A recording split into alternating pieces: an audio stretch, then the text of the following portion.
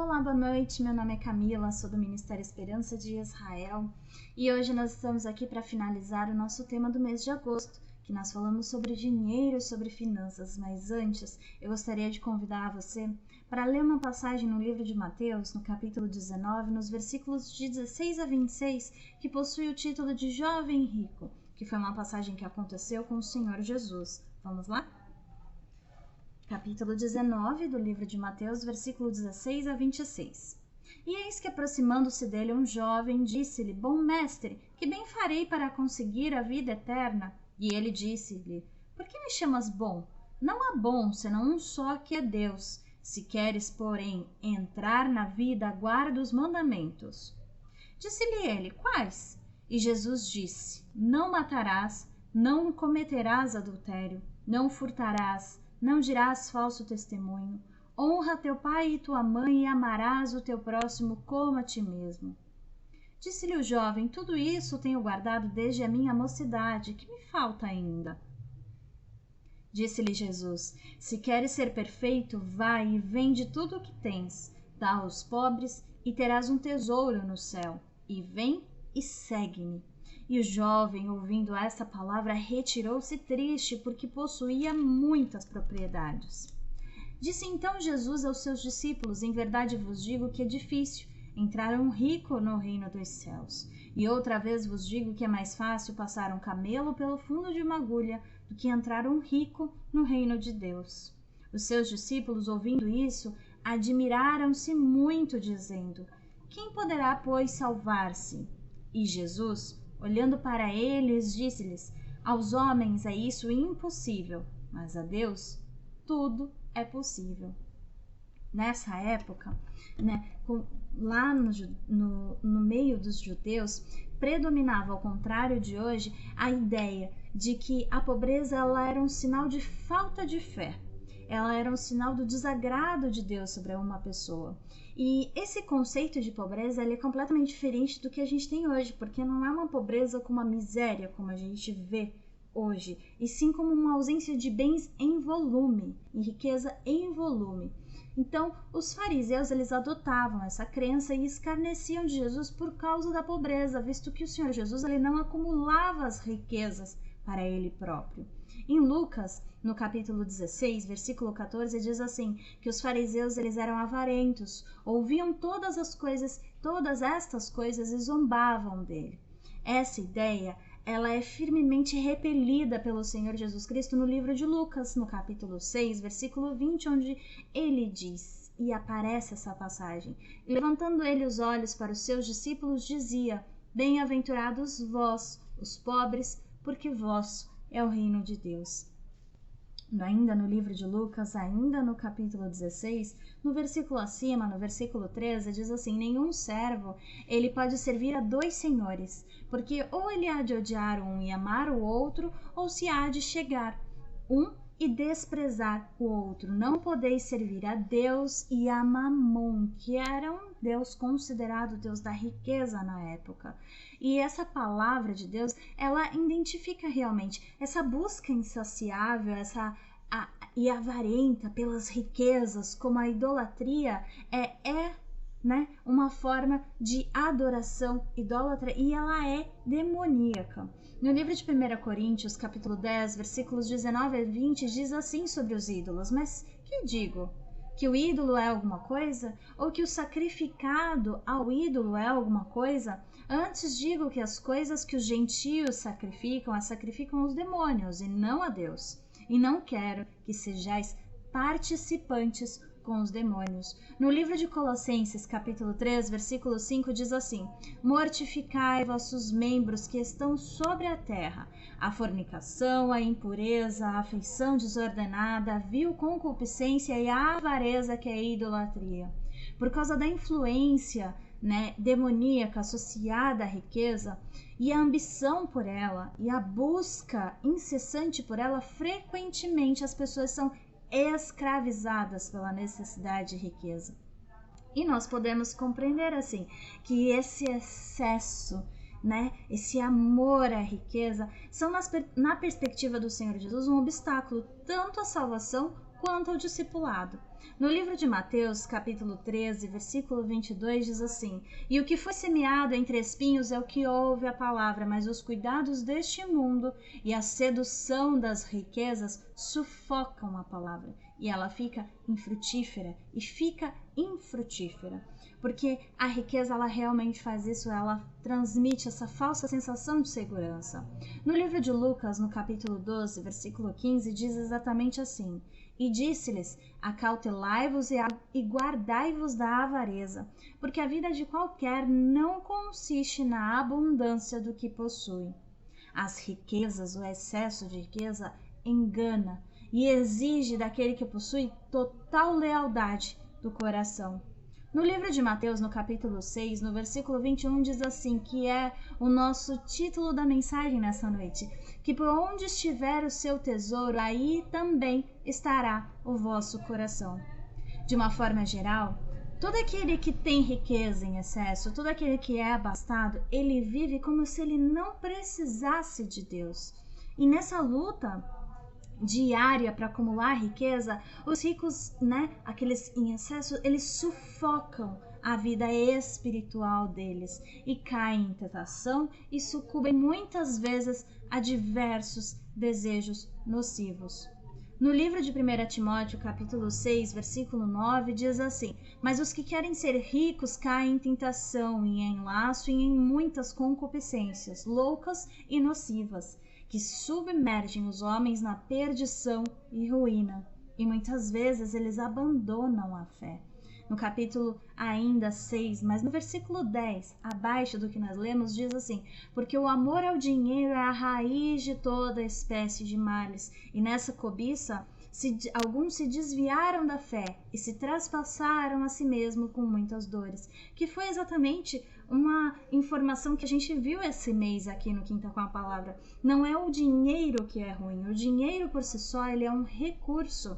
Ele é um recurso que nós temos aqui nessa terra, mas é o amor ao dinheiro, é o excesso de amor ao dinheiro, de necessidade, de ambição de ter dinheiro em volume, que é realmente a raiz de todos os males.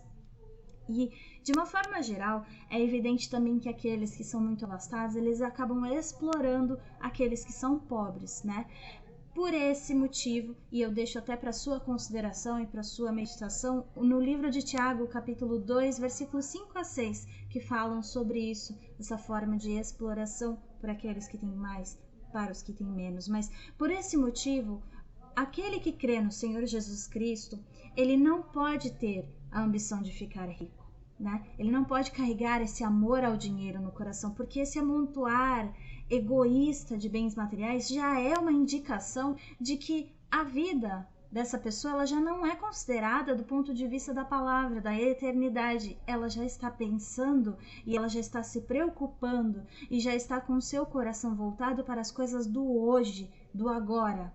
No livro de Colossenses, no capítulo 3, versículo 1, diz assim: Portanto, se já ressuscitastes com Cristo, buscai as coisas que são de cima, onde Cristo está assentado à destra de Deus. Esse egoísta, cobiçoso, esse comportamento egoísta e cobiçoso, ele já não é de uma pessoa que centraliza em Deus o alvo, em Deus a sua realização, mas sim em si mesmo apenas, e nas possessões. E o fato, como a gente lembrou da história da esposa de Ló, o fato da esposa de Ló, ela colocar todo o coração dela numa cidade terrena e nos prazeres que essa cidade oferece, e não na cidade celestial, resultou na tragédia que vimos. Em Gênesis 19 você pode ver essa passagem, que a esposa de Ló, com aquele amor, aquele interesse, aquela paixão por aquela cidade terrena, aquela preocupação, ao invés de seguir como o anjo tinha dito, de não olhar para trás, ela olhou uma última vez, e nessa última olhada ela se tornou uma estátua de sal. Gênesis 19 você consegue ler essa passagem. Hebreus 11, versículos de 8 a 10, nos dá testemunho de Abraão, no testemunho de fé de Abraão. E está escrito assim na palavra de Deus: Pela fé, Abraão, sendo chamado, obedeceu, indo para um lugar que havia de receber por herança. e saiu sem saber para onde ia. Pela fé ele habitou na terra da promessa, como em terra alheia, morando em cabanas com Isaque e Jacó, herdeiros com ele da mesma promessa, porque esperava a cidade que tem fundamentos, da qual o artífice construtor é Deus.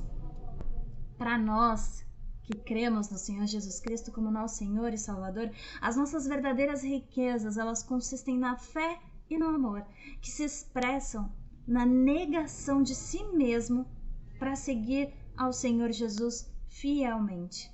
O livro de 1 Coríntios, capítulo 13, versículo 4 a 7, detalha um pouco deste amor. O amor, ele é sofredor, ele é benigno. O amor não é invejoso. O amor não trata com leviandade, não se ensoberbece, não se porta com indecência, não busca os seus interesses, não se irrita, não suspeita mal, não folga com a injustiça, mas folga com a verdade. Tudo sofre, tudo crê, tudo espera e tudo suporta.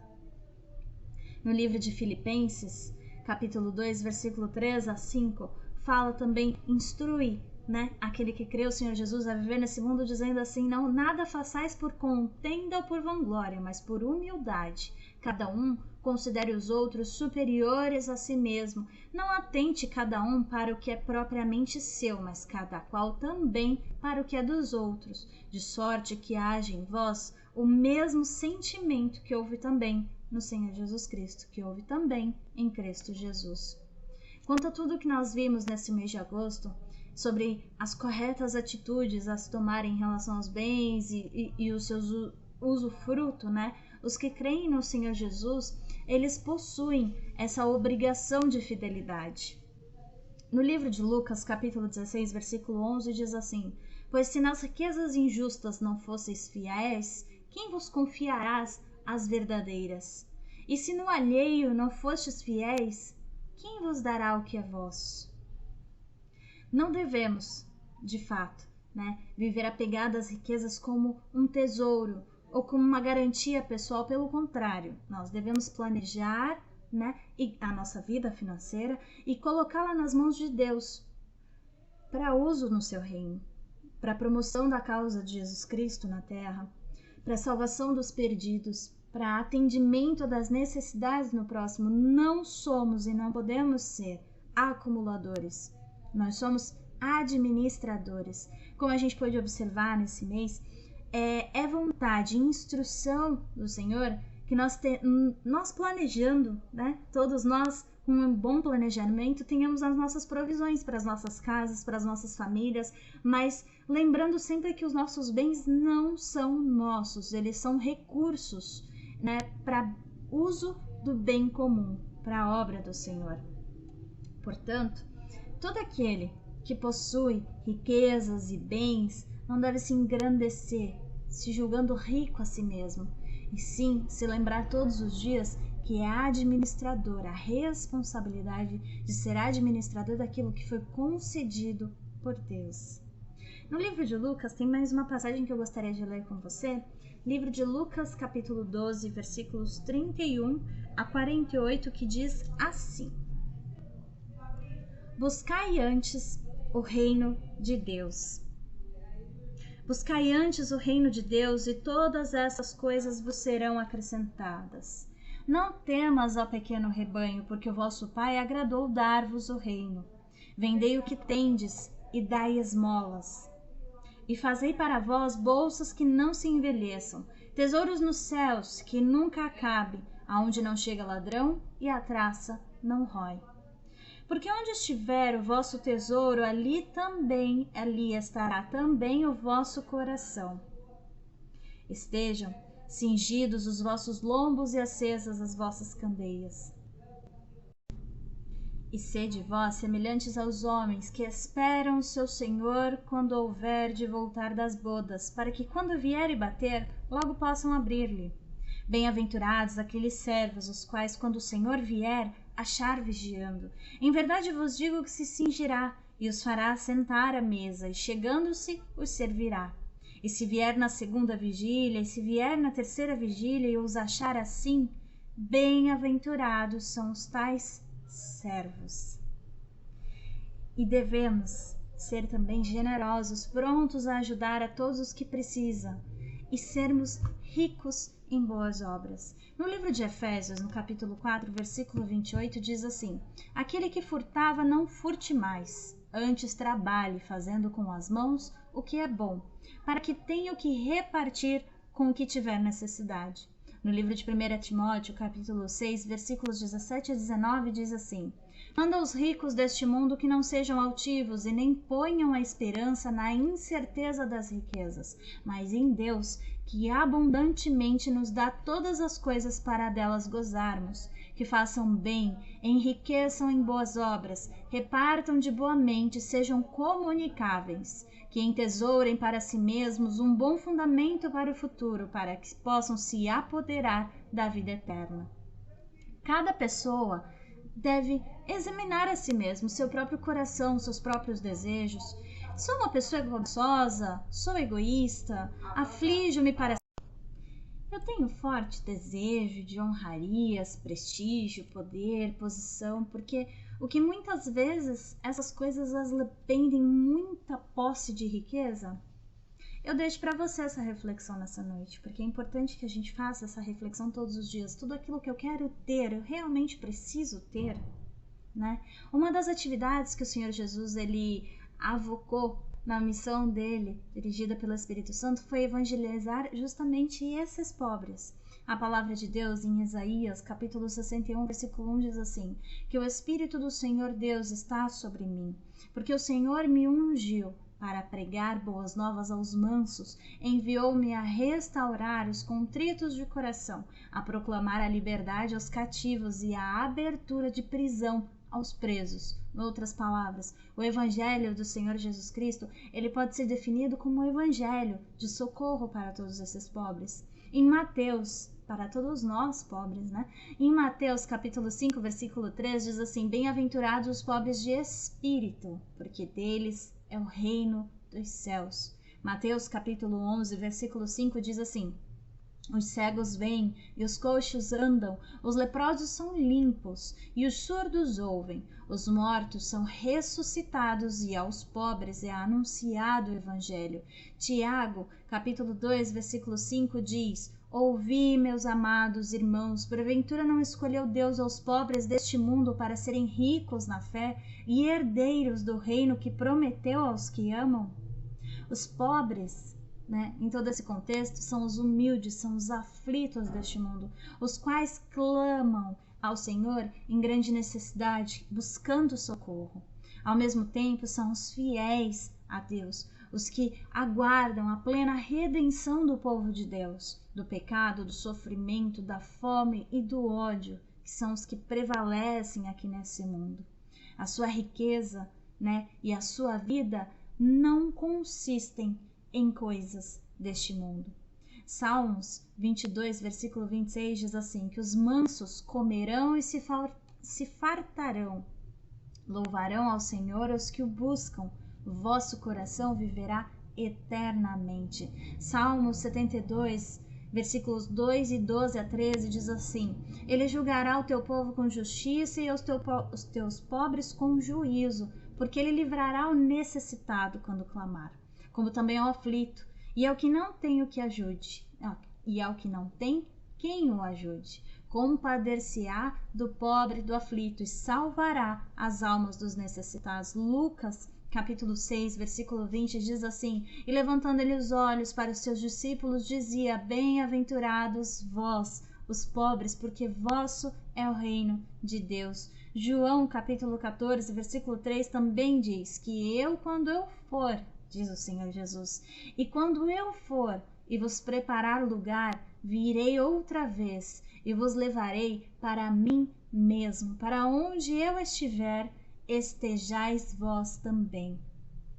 Essa expectativa da libertação do sofrimento, da opressão, da injustiça e da pobreza com certeza virá aos pobres de Deus. Lucas capítulo 6, versículo 21 diz uma vez mais: bem-aventurados vós que agora tendes fome, porque sereis fartos. Bem-aventurados vós, que agora chorais, porque haveis de rir.